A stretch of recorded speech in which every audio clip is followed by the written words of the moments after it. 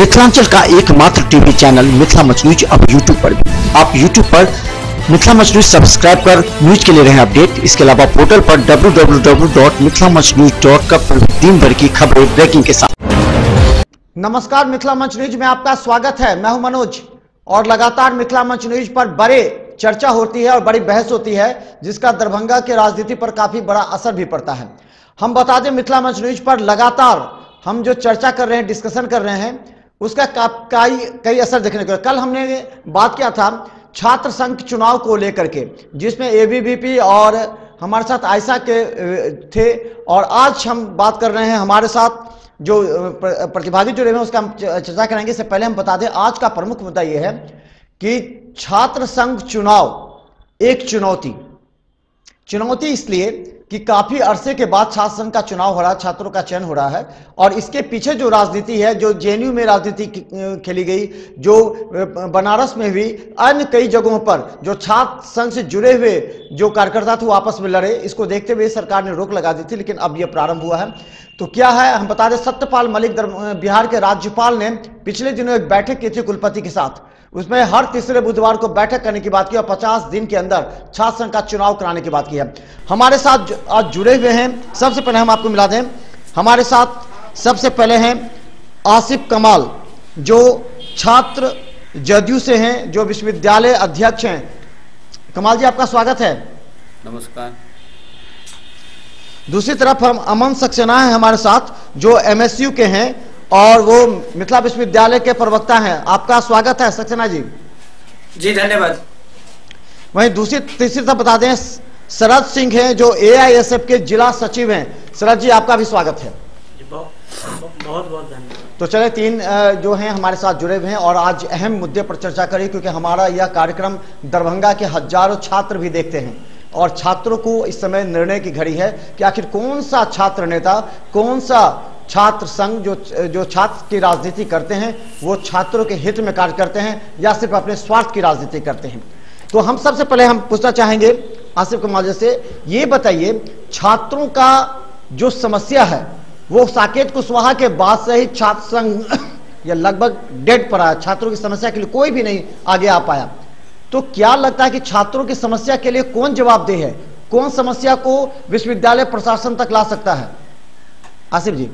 देखिए छात्रों की समस्या को तो सबसे पहले जो छात्र नेता है, जो छात्र हित की बात करते हैं, छात्र की समस्या तक, जो एक छात्र यूनियन ही ऐसा है जो छात्रों की समस्या को समझता है और छात्रों के दर्द को समझता है। छात्रों की समस्या के लिए हम लोग लगातार छात्रों के बीच में जाते हैं, छात्रों की समस्या के लिए हम लोग हमेशा तत्पर रहते हैं। छात्रों के हर बिंदु पे हम लोगों ने अपनी समस्या को, माननीय पूर्व के कुलपति थे, वहाँ भी हम लोगों ने रखने का काम किया, और अभी के जो कुलपति है वो पॉजिटिव तरीके से हम लोगों की बात सुनते हैं और हम लोग हम पहले सबका इंट्रोडक्शन भी कराते हैं। हमारे साथ अमन सक्सेना है, एमएसयू के विश्वविद्यालय प्रवक्ता है। अमन जी, एक चीज बताइए, एमएसयू के बारे में अभी तक कंफ्यूजन है, ये छात्र से जुड़ा हुआ कार्य करता है या दरभंगा की समस्या से जुड़ा हुआ कार्य करता है या व्यक्तिगत तौर पर कार्य करता है? ये आखिर एमएसयू है क्या? ये संगठन के बारे में बताएं अमन जी पहले।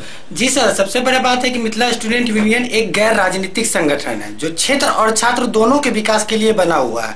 ठीक है, हम क्षेत्र के बारे में भी सोचते हैं और छात्र के बारे में भी सोचते हैं। हमारे आसपास में क्या समस्या है हमारे पास, हम उस क्षेत्र के बारे में सोचते हैं। जैसे अब डीएमसीएच में क्या प्रॉब्लम है, डीएमसीएच में अच्छी स्वास्थ्य का लाभ नहीं मिल रहा है आदमियों को, नगर निगम में पूरा करप्शन फैला हुआ है। इस सब के लिए ये हो गया क्षेत्र के लिए, और छात्र के लिए पॉसिबल ये हो गया कि ये मतलब कि हम यूनिवर्सिटी में क्या प्रॉब्लम है बच्चों को, जिस कॉलेज में क्या प्रॉब्लम है, जितनी संबंधित प्रॉब्लम है, इस सब के लिए हम एमएसयू उठता है। सर, ये हम आपको बताना चाहते हैं, ये पूरी तरह से गैर राजनीतिक संगठन है जो कभी आपके पास ना विधायक ना सांसद का वोट लेने के लिए आएगा। ये सिर्फ क्षेत्र और छात्र के विकास के लिए प्रतिबद्ध है। अमन सक्सेना, एमएसयू के विश्वविद्यालय प्रवक्ता। दूसरी तरफ बता दें, एआईएसएफ के जिला सचिव। एएसएफ भी लगातार छात्रों के लिए लड़ती रही है। शरद जी, ये बताइए, एआईएसएफ का क्या कार्य है? एएसएफ आखिर विगत एक एआईएसएफ आर बना दिए आप लोगों ने, तो एआईएसएफ का क्या एक्टिविटीज रहा है विगत दिनों विश्वविद्यालय में? अमन जी, शरद जी। हाँ, एआईएसएफ तो भारत की सबसे पुरानी छात्र संगठन है हम लोग 81वें वर्ष में 81 ईयर हम लोग का अभी चल रहा है।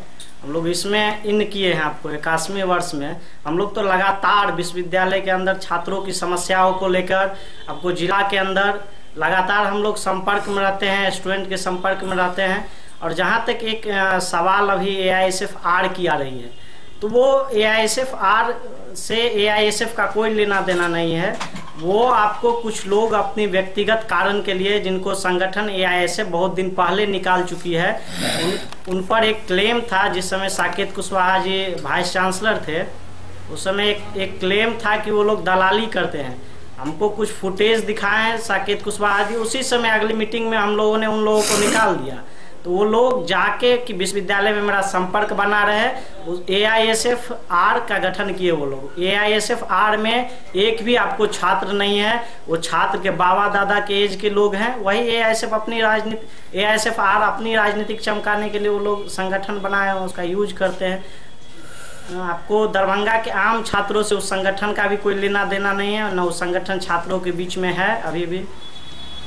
तो चले हम बता दें दरभंगा के तमाम जनता छात्रों को बता दें, हमारा जो चर्चा अब प्रारंभ होगा ये है चुनाव, जो छात्र संघ का चुनाव, जो बिहार के राज्यपाल सत्यपाल मलिक ने पिछले दिनों बैठक में कहा कि 50 दिनों के अंदर छात्र संघ का चुनाव हो जाना चाहिए। इसके लिए कुलपति को कैलेंडर बनाने का भी कहा गया है और हर तीसरे बुधवार को कुलपतियों के साथ राज्यपाल की बैठक होगी, कुलाधिपति की बैठक होगी और इससे संबंधित विचार भी किया जाएगा। हालांकि इसे लेकर के छात्रों के बीच अब हलचलें तेज हो गई हैं, लेकिन सवाल सिर्फ ये है कि विगत कई वर्षों से छात्रों को मिलने वाली बुनियादी सुविधा का पूरा अभाव रहा है। पहले छात्रों को तेल मिला करता था, मिट्टी तेल, जिसे वो छात्र लॉज में कहीं पर रहकर खाना बनाते थे। विश्वविद्यालय में कहीं भी किसी को कमरा दिलाना हो या आइंस्टीन हॉस्टल छात्रावास की सुविधा की बात हो, कॉलेज में शिक्षकों की कमी की बात हो, नामांकन में हस्तक्षेप रहा छात्र नेताओं का। आखिर अब आप लोग एक मुद्दे पर दृष्टि कीजिए, छात्रों को जो सुविधा मिलनी चाहिए थी वो सुविधा क्यों नहीं मिली, किस कारण से नहीं मिली? आसिफ जी बताइए, और आप आपस में आप लोग बात कर सकते हैं। अगर एक आदमी का विचार आपको गलत लगा तो बोल सकते हैं। आसिफ जी बोल दें। जी, निश्चित रूप से विगत कुछ वर्षों से छात्र नेताओं की आवाज पूरी मजबूती के साथ हम लोगों ने तो किया ही, लेकिन अनदेखी किए गए, क्योंकि छात्र लीडर जो है लोकतांत्रिक जो उनका अधिकार है वो लंबे वर्षों के बाद छात्र चुनाव होने के बाद मिलने वाला है, जिससे मजबूती के साथ जो छात्र की समस्या है अब जो है मजबूती के साथ उसका जो है निराकरण होगा। लेकिन हम लोग आपका जो संगठन था छात्र जदयू, हमने देखा आपके कलाम लीड करते थे। साकेत कुशवाहा के समय तो आप लोग पूरी तरह खामोश थे। जब भी हुआ तो कभी बीसी के पक्ष में हुआ, फिर आप विपक्ष में करके फिर साथ मिलकर बैठक हुआ करते थे। कलाम ये छात्र जदयू उसमें पूरी तरह आप कुलपति के पक्ष में काम करते, छात्रों के लिए नहीं काम हो पाया। आसिफ जी नहीं, पहले मैं बता दूं आपको कि विगत कई वर्षों से जिस कलाम के बारे में बात कर रहे हैं छात्र संगठन में वो नहीं है, तो उसको रखा क्यों गया छात्र संगठन में? रखा नहीं गया, उन पे कार्रवाई भी हो गई, उनको हटाया भी गया है। और रही पूर्व के कुलपति साकेत कुशवाहा जी की बात, तो हम लोगों ने हमेशा अपनी आवाज बुलंद की। उन लोगों ने छात्र नेताओं के अनदेखा किया। आप सभी छात्र नेताओं को संरक्षण मिलता था, आपको उनको सीधा मुख्यमंत्री से संरक्षण मिलता था। नहीं, मैं वो ये गलत इल्जाम है। नहीं, मुख्यमंत्री जी कोई प्रूफ दे सकता है? माननीय मुख्यमंत्री जी से उनको संरक्षण दिए होते? अगर संरक्षण दिए होते तो बिहार में फिर वो वीसी होते। ये गलत बात है। और कोई भी छात्र नेता हो, साकेत कुशवाहा की रीजन में सभी ने अपनी आवाज बुलंद करने का काम किया था। ये कोई भी छात्र नेता नहीं बोल सकता है, या आप कोई भी छात्र नेता है भाई मेरे, आप बताइए सभी छात्र नेताओं ने आवाज बुलंद करने का काम किया था। ऐसा नहीं है कि किसी ने दलाली करने का काम किया था, उन्होंने अनदेखी की है। 2016 में जब हम लोग सितंबर में थर्ड पार्ट के रिजल्ट में जो बड़ी धांधली हुई थी, उसके खिलाफ जो हम लोग प्रदर्शन कर रहे थे, उस समय में निश्चित तौर पर जदयू के कुछ लीडर, छात्र जदयू तो उस समय में एकदम शांति था। छात्रों के साथ बहुत बड़ी आपको समस्या थी कि जो 70% छात्रों को फेल कर दिया गया था, आनंद फानन में कॉपी चेक करवाया गया था आपको इंटर के शिक्षकों के द्वारा। उस समय जब हम लोग लड़ाई लड़ रहे थे तो उस समय हम लोग को लगा कि जदयू के बहुत सारे लीडरों ने उनका समर्थन किया, साकेत कुशवाहा को बचाने का काम किया। आपको उस समय भी गलत बात है। जदयू एकदम शांत थे। नहीं, छात्र जदयू शांत अपना काम करती है। ऐसा नहीं है कि साकेत को सुबह के रीजन में आपको भी आप पेपर उठा लिए, सारे कटिंग्स है। अब उनके खिलाफ सभी ने आवाज बुलंद किया है, हम लोगों ने भी आवाज बुलंद किया था। और रहा मैं उस रीजन में, मैं विश्वविद्यालय अध्यक्ष या पदाधिकारी नहीं था, फिर भी हम लोगों ने, अब मेरे पास सारा कटिंग्स है, मैंने विरोध किया था। वो तो एक सारे बन गई थी ना, चूंकि यहाँ तमाम। मैं एक बात बोल लूँ, थोड़ा मुझे भी बोलने दिया जाए। बोलिए अमन जी। देखिए, सबसे बड़ा बात है मिथिला विश्वविद्यालय में कोई भी ऐसा यूनियन नहीं है जो छात्र संघ के छात्र के प्रति कोई जागरूक हो, ठीक है, जहां तक मेरा ख्याल है। देखिए, हमारे संगठन को बने हुए मात्र 3 साल हुआ है, हमने बहुत काम किया है। आपको पिछले साल जो बच्चे को फेल कर दिया गया था, उसके लिए हमने 3 दिन तक भूख हड़ताल किया, ठीक है, कोई बोलने वाला नहीं था। इसके लिए यहाँ के VC तो कोई सुनवाई नहीं लिए, लेकिन हम लोगों ने किया। आप लोग ये पिछले 15 नवंबर को आंदोलन भी देख लिए होंगे, जिसमें 11 सूत्री मांग था हम लोग का कि क्लास नियमित करो, वाईफाई की सुविधा दो, इस सब के लिए। आप लोग तो देखिए, इसके बाद ही छात्र संघ का इलेक्शन का बारे में खबर आई है। नहीं, तो पूरा बिहार में ये सब गोलबंदी की आपको लड़ाई लड़ी है। आपको कई दफा हम लोग के जो प्रतिनिधि हैं राज्य के, वो राज्यपाल से भी मिले हैं। देखिए सर, मेरे कहने का मतलब है कि आप लोग छात्र के लिए कोई ऐसा नहीं है कि आप कोई एक्टिव है। हम किसी को उतना नहीं देखते हैं। कुछ अब जब छात्र संघ का इलेक्शन आने वाले हैं तो देखा जाता है कि LNMU में आज पूरे चारों बगल छात्र नेता सब घेरे रहते हैं, ठीक है। देखिए, ये गलत बात है। अगर आपको अच्छा एक चीज बताइए, क्या विश्वविद्यालय के प्रशासन के खिलाफ छात्र यूनियन को एक होना चाहिए, एक मंच पर आना चाहिए? क्योंकि छात्रों की समस्या सामान्य होती है, उन लोगों को उन लोगों की फीस बढ़ोतरी हो जाती है, उन लोगों को नामांकन में दिक्कत होता है। तो इसके लिए छात्र संघ को तो, जो छात्र नेता है उनको तो एक प्लेटफॉर्म पाना चाहिए। आपस में विरोध क्यों होता है? एकदम आना चाहिए। इसलिए आपस में विरोध होता है मनोज जी कि कुछ लोग बुर्जुआ पार्टी के भी छात्र संगठन आजकल बहुत खड़े हो गए हैं। कुछ लोग गलत लोगों के द्वारा हैंडल किए जाते हैं, इसलिए एक मंच पर नहीं आ पाते हैं। अगर रियल में छात्र नेता होंगे तो उनको एक मंच पर आना चाहिए। हम लोग कई बार आह्वान किए हैं, हम लोग बाम छात्र संगठन को भी एक सूत्र में बांधने का कई दफा काम किए हैं। आपको 12th का रिजल्ट इस बार गड़बड़ी हुआ, हम लोगों ने बाम मोर्चा को मजबूत किया, बाम छात्र मोर्चा को मजबूत किया और पूरे बिहार में लड़ाई लड़ी। हम लोग को उसके विपरीत उसका प्रतिफल भी मिला। जो स्क्रूटनी के लिए 120 रुपया रखा गया था, उसको 70 रुपया किया गया। अमन जी ये बताइए, क्यों नहीं होना चाहिए? कॉमन समझ, छात्रों को अभी तक जो कंसेशन पहले मिला करता था बस में, वो नहीं हो पा रहा है। उन लोग को मिट्टी तेल मिलना चाहिए था लॉज में, वो नहीं मिल पा रहा है। इस सब के लिए मुद्दा क्यों नहीं, संघर्ष क्यों नहीं होना चाहिए? सर, हम लोग इससे पहले एक बार साथ होकर, मतलब जितने छात्र नेता है, हम लोग एक साथ मिलकर इसके खिलाफ भी आवाज उठाए हुए हैं। VC के साथ भी बैठक भी लगातार हम लोग करते हैं, लेकिन वहां से कोई पॉजिटिव रिस्पांस नहीं मिलता है। आपको भी पता होगा कि मतलब कि जितने छात्र लीडर यहाँ पे बैठे हुए हैं, उनकी बातों को इग्नोर पूरी तरह से किया जाता है यूनिवर्सिटी में। छात्र नेता आजकल मजबूर हैं, आत्मसमर्पण कर चुके हैं प्रशासन, विश्वविद्यालय प्रशासन के समक्ष। छात्रों के समस्या के लिए लड़ने की उनकी कैपेसिटी नहीं है, ये माना जाए? नहीं मनोज जी, उसमें वो लोग नतमस्तक हो जाते हैं जो छात्र संगठन का आपको जिसको हैंडल किया जाता है, उसका सरकार है बिहार में, वो लोग नतमस्तक हो जाते हैं आपको वहाँ VC के सामने। गलत बात है। छात्र जदयू कभी भी नतमस्तक नहीं हुआ है और लगातार छात्र केंद्र लगाकर हो या छात्र सदस्य अभियान चलाकर हो, जितने भी छात्र आए हैं और छात्राएं आए हैं, अभी भी हम लोगों ने माननीय कुलपति महोदय से मिलकर उनकी समस्याओं को अवगत कराया और अविलंब कार्रवाई करने के लिए कही है और उनकी सहायता, उनकी सारी समस्याओं को दूर करने के लिए कही है। अगर वो समस्याओं को दूर नहीं करते हैं तो आमरण अनशन और भूख हड़ताल पे छात्र जदयू जाएगी। हम लोगों ने अभी भी मिला है, उनकी सारी बिंदु पे, जितने भी छात्र की समस्या उनकी सारी बिंदुओं पे हम लोगों ने लिखकर माननीय कुलपति महोदय को दिया है। ऐसा नहीं है कि कोई भी छात्र संगठन है जो छात्र हित की बात अगर नहीं होगी तो गोलबंद नहीं होगा। मैं आपको बता देना चाहता हूं, अगर छात्र की समस्याओं को दूर अविलंब नहीं कराया जाएगा तो अगर हम लोगों को भी, सभी छात्र नेताओं को अगर एक गोलबंद होना पड़ेगा तो होने के लिए हम लोग तैयार हैं। लेकिन सारी समस्याओं को छात्र, जितनी भी छात्र की समस्याएं हैं उनको दूर करने का काम करेंगे हम लोग। जवाबदेही आपके ऊपर है आसिफ कमाल जी, जवाबदेही आपके ऊपर है। आप सरकार में हैं अभी, और अभी छात्रों को अगर कोई समस्या होती है तो जवाब आपको देना पड़ेगा, चाहे विश्वविद्यालय प्रशासन की कमी हो या मिट्टी तेल नहीं मिल रहा प्रशासन के द्वारा। और हम लोग इस सारे बिंदुओं पे हम लोग तत्पर है और छात्र की सारी समस्याओं को दूर करेंगे। विदिन 7 दिनों के अंदर हम लोगों ने बोल दिया है, अगर छात्र की समस्याओं को दूर नहीं किया गया तो हम लोग भूख हड़ताल आमरण अनशन पे जाएंगे। आपकी सरकार है जमाल जी, आसिफ जमाल जी, आपकी सरकार है, वहाँ पहुँचाइए कि इस विश्वविद्यालय एकदम निश्चित रूप से पहुंचाएंगे। माननीय मुख्यमंत्री अगर खत्म किया जा रहा है, वहाँ इस मैसेज को पहुंचाइए। छात्र संघ चुनाव कराइए, माननीय मुख्यमंत्री तक हम लोग जाएंगे। अगर छात्र की समस्या को अगर अविलंब दूर नहीं कराया गया, और हम चूंकि निश्चित रूप से नीतीश बाबू बहुत दिन से यहाँ के मुख्यमंत्री है और वो भी छात्र राजनीति की उपज है।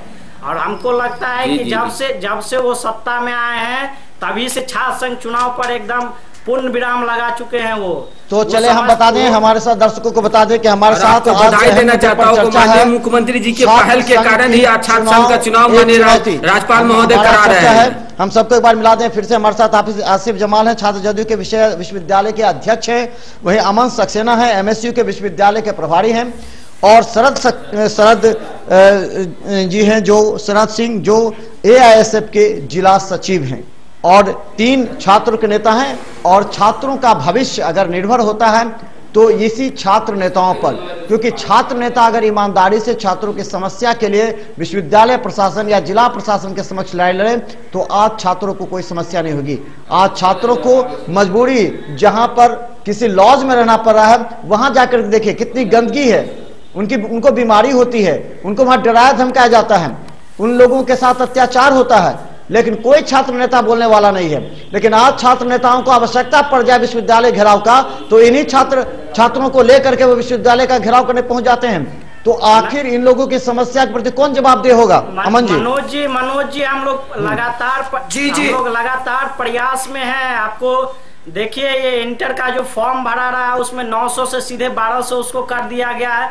हम लोग राज्यव्यापी इसके लिए आपको आंदोलन करेंगे 7 तारीख को। हम लोग हमेशा रहते हैं, लेकिन इसमें जो अभी आई है कि सरकार छात्र आंदोलन इस तरह से पूरे बिहार में वो उग्र रूप नहीं लेती है, जिससे सरकार एकदम निश्चिंत रूप से अपना सोई हुई है।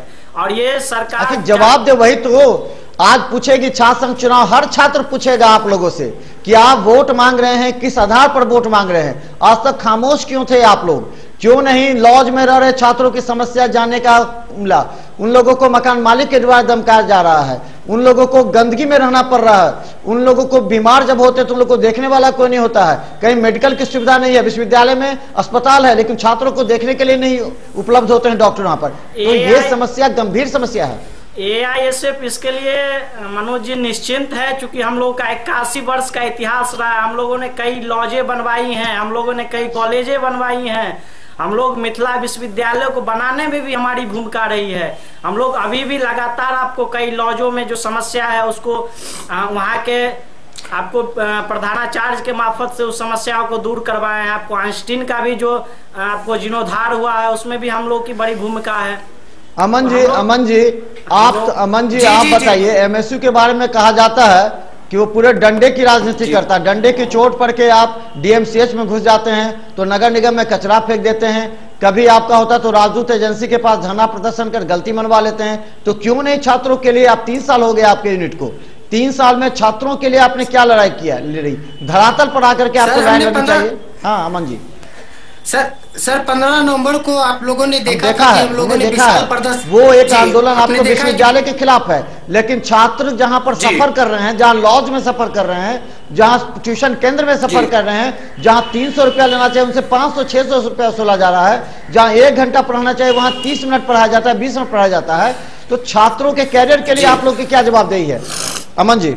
सर इसके लिए हम लोग प्रत्येक सोमवार को छात्र अदालत सोमवार को लगाते हैं 11 बजे से 2 बजे तक यूनिवर्सिटी में। ठीक है, छात्रों को किसी प्रकार का प्रॉब्लम हो इसके लिए हम लोग छात्र अदालत लगाते हैं। कितने प्रॉब्लम आई आपके पास? कितने प्रॉब्लम आई अमन जी अभी तक आपके पास? सर हम लोग के पास जब भी छात्र अदालत लगाते हैं तो कम से कम 40-50 प्रॉब्लम ऐसा आता है जिसको सुनकर आपको आश्चर्य लगेगा। किसी के नाम में मतलब क्या नाम है अर्जुन कुमार, फोटो पे गणेश जी का फोटो आ रहा है। ठीक है, ऐसा घटना हो रहा है। माइग्रेशन किसी को 3-3 साल तक दोहराया जाता है लेकिन उसको सर्टिफिकेट नहीं मिलता है।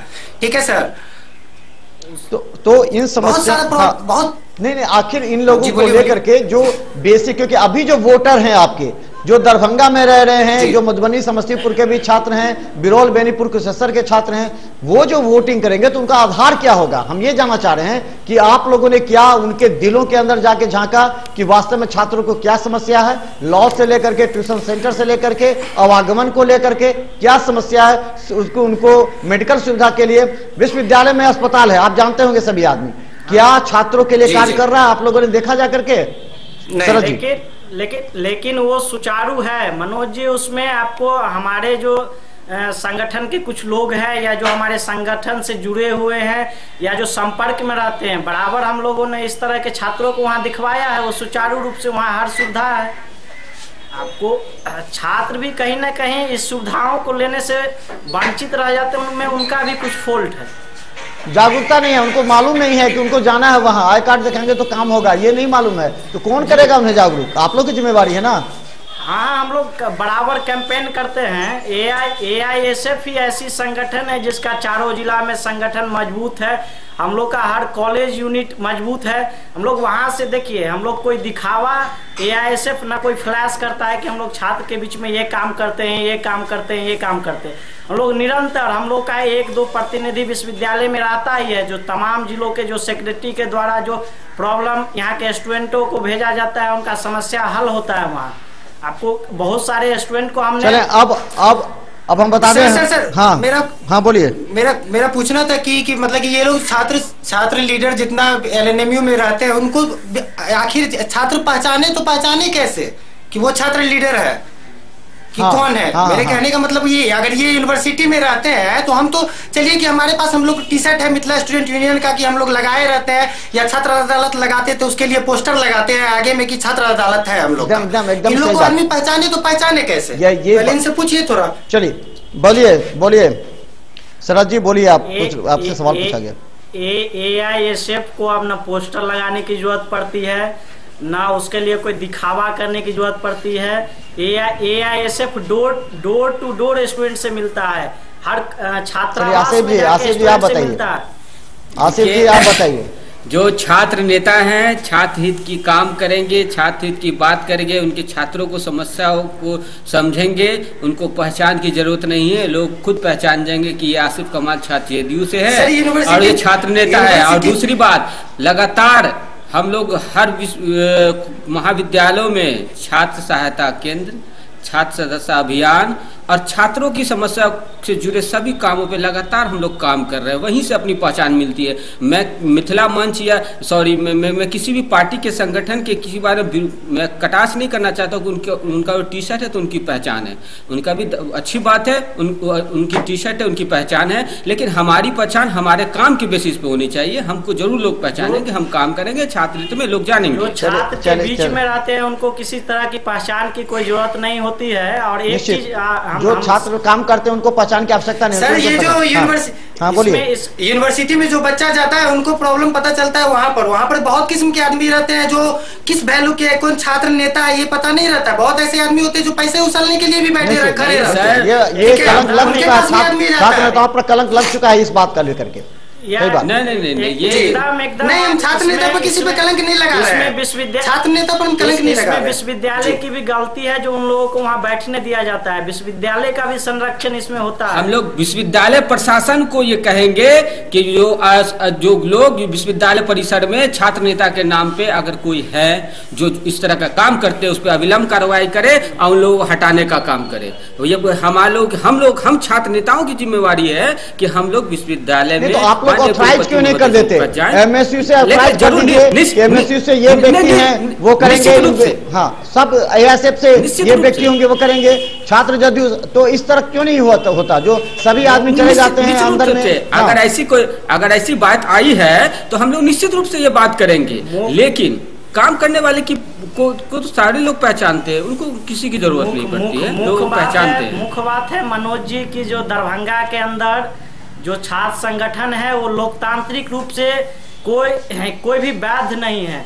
किसी का भी ना जिला सम्मेलन होता है। तो लोकतांत्रिक अधिकार पूरे बिहार में सारे छात्र नेताओं को तो मिलने वाला है। सभी छात्र नेता लोग जो जीत के आएंगे वो लोकतांत्रिक होंगे। देखिए कहाँ कोई दिक्कत देखिए ये शगुफा हम लोग बहुत दिन से सुनते आए हैं। हम लोग कई बार राजभवन का भी आपको घेराव किए हैं। ये शगुफा जमीन पे आ गया सर, जमीन पे आ गया, चुनाव होने वाला है वो हम भी जानते हैं। तो चले हम बता दें, मुद्दा है कि छात्र संघ चुनाव को लेकर के गहमा गहमी है। दरभंगा में कम से कम 15-20 हजार से अधिक छात्र रहते हैं और ये छात्र जब दरभंगा के छात्र नेताओं की राजनीति को देखते हैं, क्रियाकलाप को देखते हैं, तो इसे लेकर चर्चा करते हैं अन जगहों पर। और इसका एक बड़ा तबका इस बार चुनाव में वोटिंग करने वाला लेकिन सवाल सिर्फ ये है कि आखिर ये लोग वोट दे तो किस मुद्दे पर वोट दे।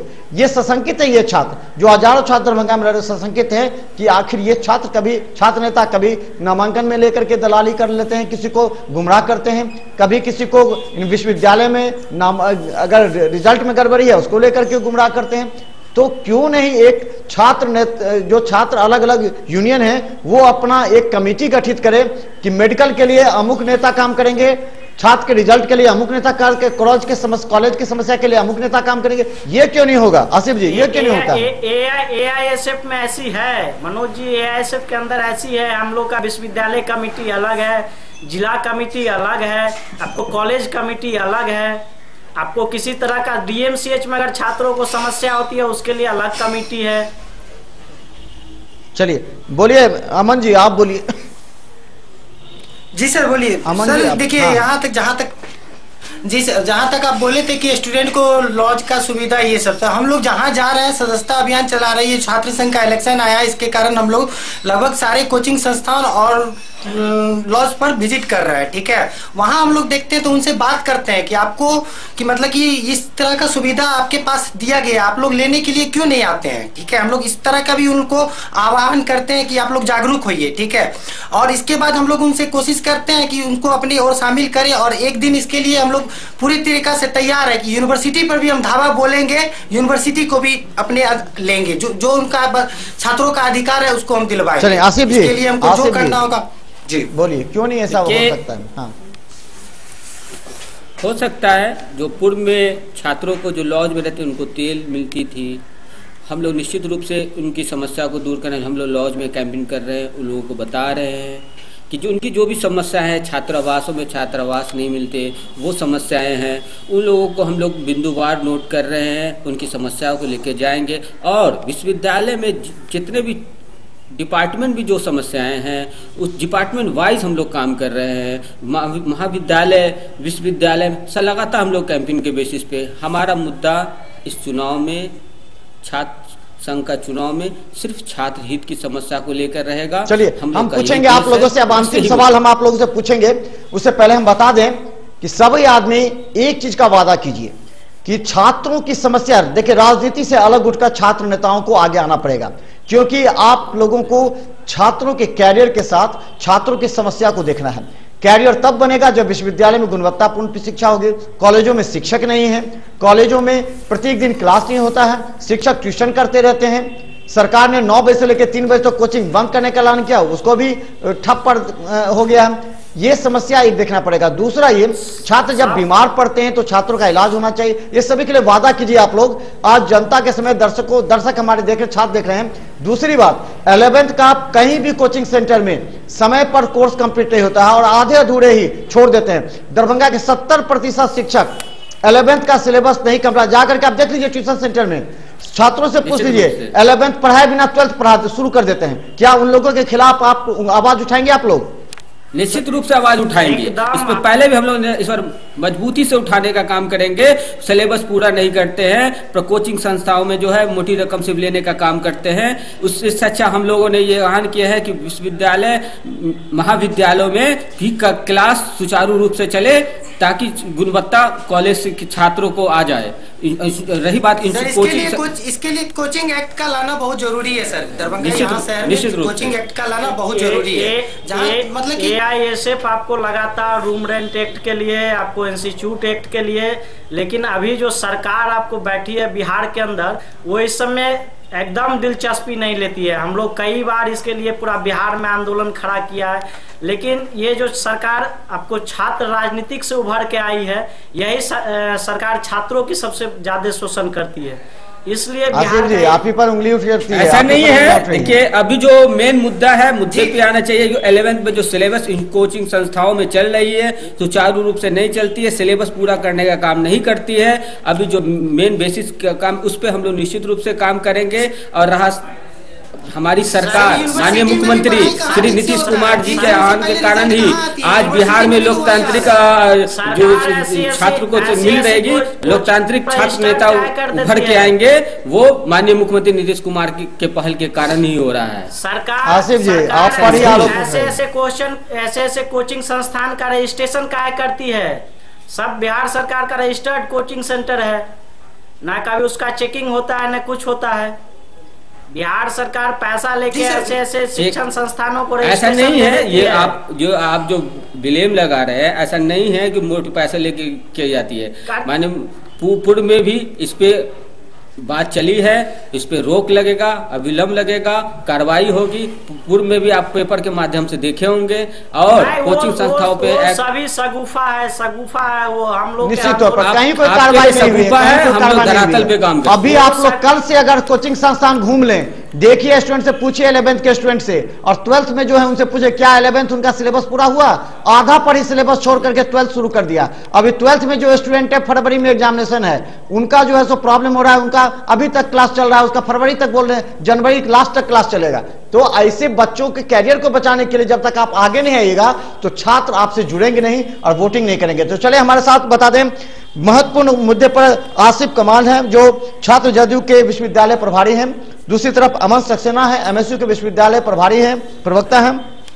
शरद सिंह है जो एआईएसएफ के जिला सचिव हैं और काफी अहम मुद्दे पर चर्चा। अंतिम सवाल हम जानना चाहेंगे, सभी अपना अपना एजेंडा बता दीजिए, इस चुनाव में आपका एजेंडा क्या होगा, ताकि छात्र, जब ये यूट्यूब पर भी हमारा खबर चलेगा तो छात्र समझ लें कि किस छात्र संगठन का क्या एजेंडा है जो उनके हित में है, ताकि वो लोग इस पर विचार करेंगे। सबसे पहले छात्र जदयू बताएं कि आपका इस चुनाव में एजेंडा क्या रहेगा। मेरा एजेंडा है छात्र हित की समस्या को दूर करने के लिए जो हम लोगों ने काम किया है लगातार। माननीय मुख्यमंत्री श्री नीतीश कुमार ने भी जो बाल विवाह पे जो रोक लगाया है वो और छात्र की अभी लगातार हम लोगों ने कैंपेन करके जो छात्र की समस्या से जुड़ी छात्र समस्याओं को दूर करने का काम किए हैं। मेरा मुख्य एजेंडा वही है, छात्र हित के लिए शायद जो काम किए उसको लेकर हमको छात्राओं के बीच में आना है। मेरा मुख्य उद्देश्य बस। चलिए ठीक है, अब एमएसयू बताएं, अमन सक्सेना जी बताएं एमएसयू का क्या एजेंडा रहेगा इस चुनाव में, अभी से जो छात्रों की नजर में आनी चाहिए। सर हम तो सबसे पहले ये छात्रों को बोलना चाहेंगे कि हम लोग एक गैर राजनीतिक संगठन है जिसका सिर्फ क्षेत्र और छात्र से मतलब है, ठीक है। हमें वोटिंग से कोई लेना देना नहीं है, हमें सिर्फ छात्र संघ इलेक्शन में हम चाहते हैं कि वो हमें सपोर्ट करे, क्योंकि वो हमारे कामों को जानते हैं। हम लगातार छात्रों के बारे में आवाज उठाते आए हैं, चाहे वो यूनिवर्सिटी में हो या कॉलेज में हो या कहीं हो। हमें वो कॉल के माध्यम से या सोशल मीडिया के माध्यम से उतरेंगे ना, चुनाव में उतरेंगे ना, एमएससी चुनाव में उतर रहे हैं हम। जी छात्र संघ का इलेक्शन हम छात्रों के लिए, हम छात्र उतरेंगे। चलिए एजेंडा ये आपका। शरद जी ये बताइए आपका क्या एजेंडा है चुनाव में? हमारा मुख्य एजेंडा है विश्वविद्यालय के अंदर मजबूत लोकतांत्रिक तरीके से छात्र संघ को बहाल करना।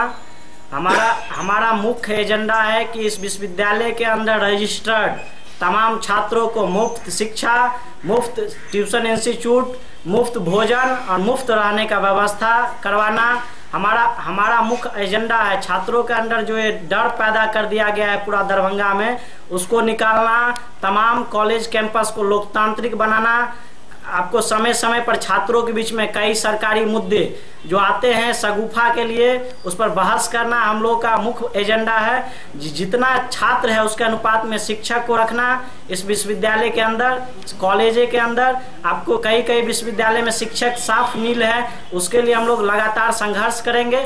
अगर इस छात्र संघ चुनाव में एआईएसएफ अगर आती है नेतृत्व में तो निश्चित रूप से तमाम छात्रों को आपको मुफ्त शिक्षा, मुफ्त स्वास्थ्य, मुफ्त रहने का व्यवस्था की व्यवस्था करवाई जाएगी। एआईएसएफ का यही मुख्य एजेंडा है इस छात्र संघ चुनाव। तो चलिए हम बता दें हमारे साथ 3 छात्र नेता मौजूद हैं जिनके कंधों पर जिम्मेवारी है विश्वविद्यालय अंतर्गत पढ़ने वाले सभी छात्रों की समस्या को लेकर के, क्योंकि छात्र संघ का चुनाव आने वाला है। चुनाव को लेकर के सभी छात्र नेता एक दूसरे पर आरोप प्रत्यारोप लगाकर अपनी उपलब्धि गिनाने का प्रयास करेंगे, लेकिन तमाम छात्रों से हम आग्रह करते हैं कि आप देखें कौन आपके हित के लिए कार्य कर रहा है, कौन आपकी समस्या के लिए कोचिंग सेंटर पर जाकर के पूछ रहा है कि छात्रों को सिलेबस के अनुसार पढ़ाई हो रही है या नहीं, छात्रों से कितने पैसे वसूले जा रहे हैं, कितने छात्रों को लॉज में रहने में दिक्कत हो रही है, कितने छात्रों को मेडिकल की सुविधा दी जा रही है, कितने छात्रों को कॉलेज में अधिक फीस लिए जा रहे हैं, फॉर्म भरने में कितने फीस लिए जा रहे हैं, इन सब मुद्दों पर कौन छात्र नेता आपकी समस्याओं के लिए उतरता है, उन लोग को तेल समय पर मिल रहा है या नहीं, ये सब समस्या लेकर जो छात्र नेता आपके लिए लड़े, छात्र संघ लड़े, ऐसे छात्र नेताओं को आप वोट डालें ताकि आने वाले समय के लिए छात्र कैरियर बेहतर हो सके। तो धन्यवाद आप सबों का, धन्यवाद आसिफ जी, धन्यवाद अमन जी, धन्यवाद सरज जी, धन्यवाद। बहुत तो चले हमारा यह लगातार डिस्कशन जारी रहेगा। और हम बता दें YouTube पर भी हमारे लोग देख रहे हैं, हजारों की संख्या में लोग YouTube पर, आप भी YouTube पर मिथिला मंच न्यूज सर्च कर सब्सक्राइब करें और अपने विचार रखें ताकि हम मिथिला विश्वविद्यालय को एक नए आयाम तक पहुंचा सके। धन्यवाद।